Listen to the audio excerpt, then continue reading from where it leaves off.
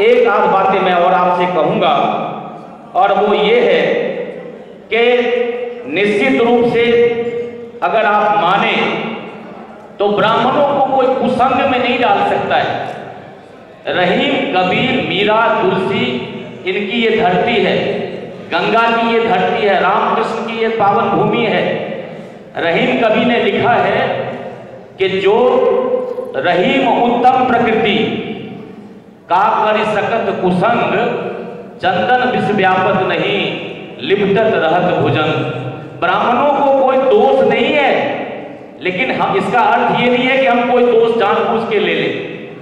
इस संसार में सिर्फ और सिर्फ मैं विवेकानंद की उन पंक्तियों से अपने वाणी को विराम देने का प्रयास कर रहा हूं कि संसार में सुख जब हम ढूंढने चलते हैं तो सुख मिलता नहीं है। सुख तो संतुष्टि का नाम है।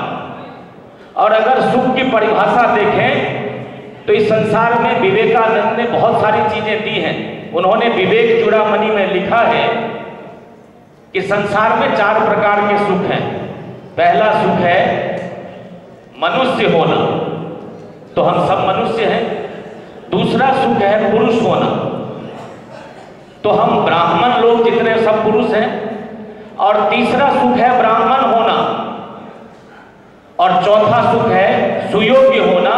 ब्राह्मण कोई ऐसा होता ही नहीं कि चाहे उसके पास सर्टिफिकेट ज्यादा हो या कम हो कि वो अयोग्य होगा, वो सुयोग्य ही होता है। एकमात्र ब्राह्मण ही ऐसा है, क्योंकि तुलसीदास की वाणी है कि पूजो विप्र गुणशील ही ना।